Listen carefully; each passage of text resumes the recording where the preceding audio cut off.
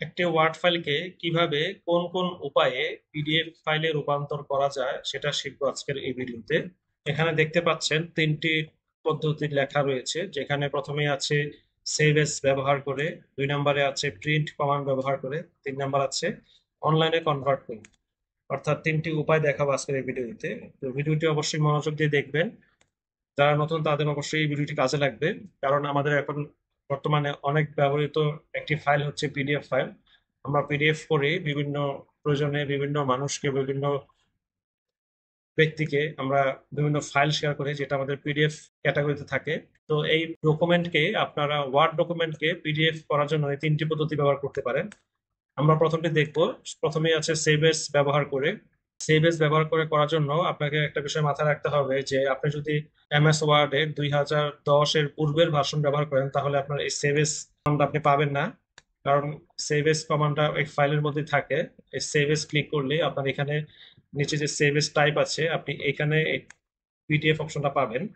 কিন্তু আপনি যদি 2010-এর পূর্বের ভার্সন ব্যবহার করেন, তাহলে আপনি এই অপশনটা খুঁজে পাবেন না, কারণ 2010-এর পূর্বে এই অপশনটা ছিল না।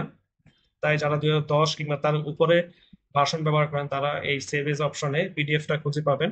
তো এইভাবে পিডিএফ সিলেক্ট করে আপনি যে ফোল্ডার সেভ করবেন সেই ফোল্ডার গিয়ে, আমি ডেস্কটপে সেভ করছি, সিলেক্ট করে আমি এখানে সেভ দিব। দেওয়া মাত্রই আমার ফাইলটা কিন্তু পিডিএফ হয়ে যাবে। দেখতে পাচ্ছেন সুন্দরভাবে পিডিএফ হয়ে গেছে, পিডিএফ ওপেন হয়ে গেছে। সেভ হওয়ার পরে অটোমেটিক ওপেন হয়েছে। তো প্রথম বিষয়টা অবশ্যই বুঝতে পেরেছেন আশা করি, যে সেভ এজ অপশনে আপনারা পিডিএফ অপশনটা পেয়ে যাবেন। সেভ এজ টাইপ চেঞ্জ করে আপনারা এটা করতে পারেন। 2 নম্বরে আছে প্রিন্ট কমান্ড ব্যবহার করে। আমরা যারা পূর্বের ভার্সন ব্যবহার করি 2010-এর পূর্বে, তারা আমরা এই বিকল্প হিসেবে প্রিন্ট কমান্ড ব্যবহার করতে পারি। আমরা যখন ডকুমেন্ট প্রিন্ট করি, কন্ট্রোল পি অথবা ফাইলে ক্লিক করে এখানে যে প্রিন্ট অপশন আছে, এই প্রিন্টে ক্লিক করে আমরা প্রিন্ট কমান্ডে যাই। তখন যেখানে প্রিন্টার লেখা থাকে, সেখানে আপনারা যখন প্রিন্টারের জায়গায় ক্লিক করবেন, প্রিন্টারের যে লিস্ট সেখানে ক্লিক করবেন। ক্লিক করার পরে দেখবেন এখানে একটা লম্বা লিস্ট চলে আসবে। এখানে আপনার সবগুলা প্রিন্টার, যতগুলো প্রিন্টার এখানে ইনস্টল আছে সেগুলো দেখাবে। পাশাপাশি আরেকটা অপশন থাকবে, সেটা হচ্ছে মাইক্রোসফট প্রিন্ট টু পিডিএফ।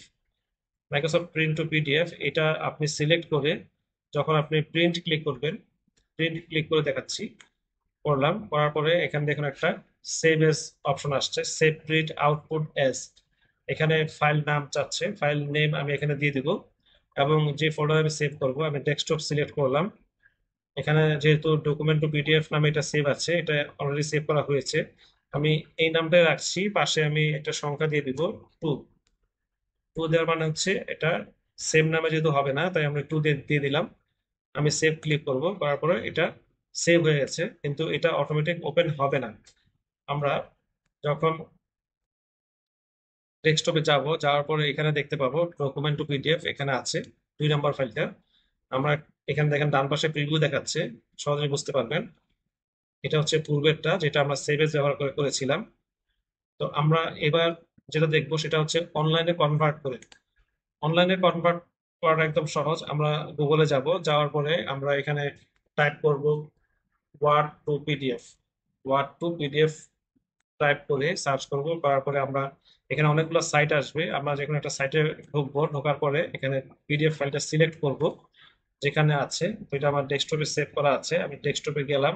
যাওয়ার পরে এইখানে ডকুমেন্ট টু পিডিএফ, এই যে দেখতে পাচ্ছেন এটা হচ্ছে ফাইল। এটা আমি ওপেন করলাম, করার পর এটা এখানে চলে আসবে এখানে। আর ডানে আপনি এখানে দেখতে পাবেন কনভার্ট টু পিডিএফ লেখাটা চলে আসবে, এখানে ক্লিক করে দিব। দেওয়ার পরে এটা একটু সময় নিবে, কয়েক সেকেন্ড সময় নেওয়ার পর এটা হয়ে গেছে। এবার ডাউনলোড করতে হবে, আমরা ডাউনলোডে ক্লিক করব। ডাউনলোডে ক্লিক করলে ফাইলটা এখানে আমি এটার পাশে দিয়ে দিলাম ডকুমেন্ট টু পিডিএফ 3। আমি এখানে ডেস্কটপ সিলেক্ট করব, দেন এখানে সেভ ক্লিক করব। করার পর এটা দেখছেন ডাউনলোড হয়ে গেছে। আমি এই ফোল্ডারে ক্লিক করছি, করার পরে এই যে এখানে দেখবেন চলে এসেছে ডকুমেন্ট টু পিডিএফ 3। এটা ক্লিক করলাম। তো এক্ষেত্রে একটু সমস্যা হয় অনেক সময়, যেহেতু আমি ইউনিকোড ফন্টে টাইপ করেছি, আমার ফন্টটা ভেঙে গেছে। আপনার এখানে, অর্থাৎ অনলাইনে এই ফন্টটা সাপোর্ট করেনি, তো অনলাইনে করতে গেলে মাঝে মাঝে আপনাদের সমস্যাগুলো ফেস করতে হতে পারে। আর যদি আপনার ইংরেজি টেক্সট হয়, তাহলে এক্ষেত্রে কোনো সমস্যা হবে না। বাংলা ক্ষেত্রে একটু সমস্যা হতে পারে। তো যাই হোক, আপনারা দেখলেন তিনটা পদ্ধতি আমি দেখালাম। এই তিনটা পদ্ধতির মধ্যে যেটা আপনার জন্য ভালো হয় বা যেটা আপনার জন্য সহজ বা উপযোগী মনে হয় আপনি সেটা ইউজ করতে পারেন। তো ভিডিওটি আশা করি কাজে লাগবে। ভালো লাগলে অবশ্যই লাইক করবেন।